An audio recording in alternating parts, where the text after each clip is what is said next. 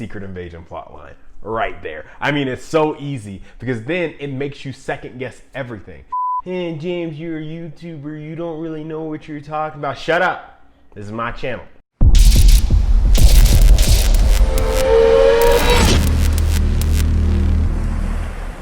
What's up, people? I'm James the Movie Critic, and welcome to my channel. Here I review movies, react to trailers, and talk about important things happening in the movieverse. If you like what you see, go ahead and lightly tap that subscribe button down below. So it is official, a Nick Fury show has not only been confirmed by Disney, but it's actually been fast-tracked. So we can expect to see this really soon, and Samuel L. Jackson is finally getting the Nick Fury project that we've been promised for so many years. I mean, at one point, we thought he was gonna get a solo movie like Black Widow and one of the offshoot movies, you know? But instead, we're getting a Disney Plus show. And I think I'm pretty excited, but I'm not 100% sure right now. I mean, I wish that I could say that this is a show where we're finally gonna learn the origin of how Nick Fury lost his eye. But unfortunately, Captain Marvel stole that joy from us by giving us the worst backstory for how Nick Fury lost his eye, because an alien cat apparently scratched it out. It wasn't this big showdown with a big villain. It wasn't someone who snuck behind him, who was a friend, who betrayed him and stabbed him in the eye. It was a cat. A cat. Yeah, I'm not happy about that either. And right now, I'm not sure what their idea is. I don't know if we're gonna go back in time and find out some of the past history of Nick Fury, or will it make the most sense to start from the Captain Marvel timeline and lead us to the newest revelation that Nick Fury and Maria Hill are actually Skrulls in disguise, which we learned at the end of Spider-Man Far From Home. Honestly, for me, Captain Marvel was easily my least favorite MCU movie, so if this Disney Plus show has literally nothing to do with Captain Marvel, I'd be a pretty happy camper, but I don't know exactly what they're planning to do with it. I'm most interested in maybe some of his past history. I like theory crafting, so I think they could go into the history of Nick Fury and how he worked on some off-the-book special government projects. And they could start to introduce characters like the Fantastic Four through Sword, or maybe even the X-Men through Weapon X. We don't know exactly what they want to do, and of course that's not completely comic book accurate, but movies rarely are. They take a lot of the source material and they tweak it to fit their needs. And so Marvel has this problem now of how are they going to introduce the Fantastic Four and the X-Men, some of these bigger properties that they finally got their hands on, and maybe Nick Fury is the vehicle to do that. Quick poll, answer this in the comments for me. What storyline do you think that the Nick Fury Disney Plus show is going to focus on? Now, if we're going off of my hunch, I think it's going to be a Secret Invasion storyline for sure. Now, I've already had some of y'all in the comments trying to tell me what I do or don't know about comics. I've been reading comics my whole life, so don't come in the comments talking about, hey, James, you're a YouTuber, you don't really know what you're talking about. Shut up. This is my channel. So, if you don't want to listen to what I have to say, go somewhere else. There are thousands upon thousands of channels that you can tune into for your liking. But here, we're going to talk about what James the Movie Critic wants to talk about. All right.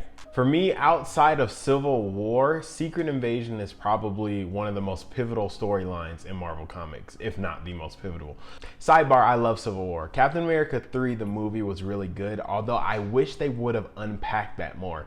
In reality, the Civil War storyline could have been the entire next phase of Marvel because there's so much buildup. You have the introduction of some of those TV characters like Luke Cage, Daredevil, Jessica Jones. That would have been a great way for them to bring in those heroes into the MCU just for that storyline, not to completely bring the worlds together, but just to let them touch.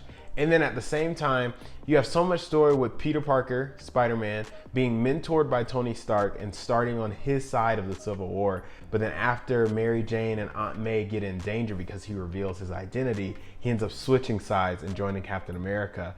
And I think there are so many dynamics, character development that takes place in the Civil War storyline. I think MCU wasted an opportunity by just plopping it in one movie, and not even an Avengers movie. They made it a Captain America, so it's kind of like a subplot. And Civil War could have been unpacked literally across 12 to 16 movies. But I think the Secret Invasion storyline could be legit. Again, theory crafting. I remember when the first Avengers came out and they started talking about wanting to do a Secret Invasion story. You know, they've been talking about doing a movie or a show. Kevin Feige and the heads there at Marvel have been wanting to do a Secret Invasion movie or storyline for a while now. And so I thought it would have been really cool if in the first Avengers, when Tony Stark actually saves New York by flying the bomb back into space through the wormhole, he disappears from the view of the team for just a little while before he comes crashing back down into the city. How cool would it have been if the Skrulls were creeping, and then as soon as he disappeared into space, they replaced him with the Skrull who looked like him and sent him back to Earth. And then this whole entire time, from Avengers #1, the first Avengers movie, all the way into Endgame, that had been a Skrull lookalike of Tony Stark. I think it would have been cool. They could have still killed Tony, and they could have made it feel real. They didn't have to reveal it within the first 3 or 4 movies. They could have let it sit on us so that we thought, man, Tony's dead. And then maybe 4 or 5 movies later, we get a flashback to that moment of him dying in Endgame. And then slowly you see his skin start turning green and he reverts back to his Skrull form. Secret Invasion plotline. Right there. I mean, it's so easy because then it makes you second guess everything, because we've been attracted, fallen in love with, have built up this character of Iron Man / Tony Stark from Avengers 1 until Endgame. I mean, literally what, like 13, 14 movies. And so now you have to question, wait, is he the only one? Was Captain America ever replaced? Was Black Widow ever replaced? Again, Black Widow, take us back to the Soul Stone moment where she dies, sacrifices herself for Hawkeye, and we do another flashback and her skin starts turning green. You just never know which one of these characters were actually Skrulls. That's the whole point of the Secret Invasion. And that's what makes the comic book series on that so engaging, because it makes you second guess everything. But as we recently learned at the end of Spider-Man Far From Home, Nick Fury and Maria Hill have been impersonated by Skrulls for who knows how long. And Nick Fury has been in space working on what we think is S.W.O.R.D. And so I think that's cool, but it kind of ruins the whole Secret Invasion thing because he's friends with the Skrulls. So instead of a secret invasion, it's kind of like a friendly invasion. So we need a catalyst for why the Skrulls would turn evil and start working against humanity's interest in order for this whole storyline to work. He can't be friends with the Skrulls, they do a secret invasion, unless it's like a secret between friends.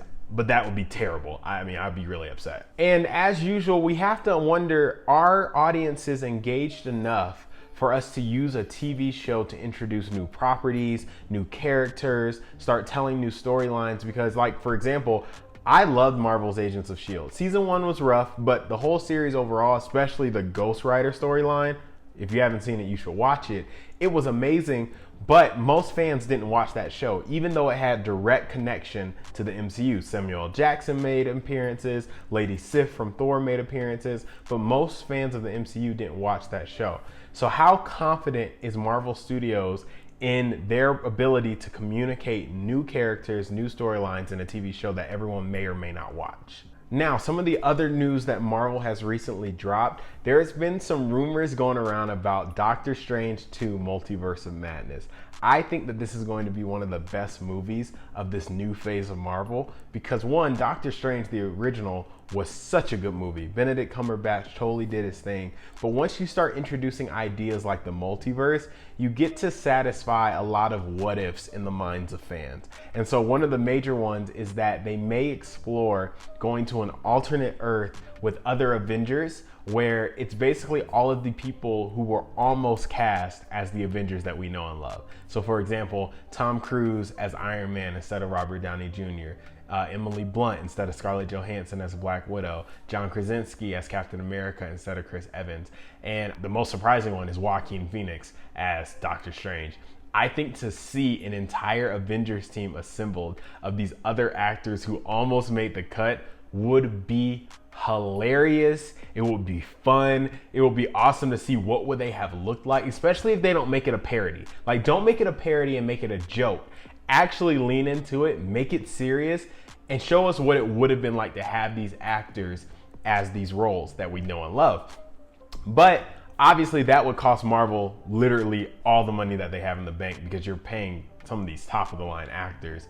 I mean, they'd only have to technically make a cameo, so I think the actors just would have to figure it out just for the sake of the fans, because that would be literally making history as far as movies are concerned. TV shows showing a cast that almost was would be amazing, and I would love to see it. There are also more and more rumors that Charlie Cox's Daredevil and Mike Coulter's Luke Cage may eventually come over into the MCU movies. I don't know if they would have to use the Multiverse of Madness to do this, if they don't want to actually do it cleanly. But I think that the Marvel Netflix TV shows had some really good in them. Like the Daredevil and Luke Cage shows were really well represented. Fans were happy. They were excellently casted. They looked just like their comic book counterparts. Iron Fist was obviously a little lame. Most people thought season 1 was trash. Season 2 was better, but it still didn't land the Iron Fist character in good graces with the fans. Jessica Jones, season 1, the villain was great. Purple Man was amazing. Season 2 was lame. It was as if a new writer took over, a new director. The direction was really muddy. I couldn't follow it at all.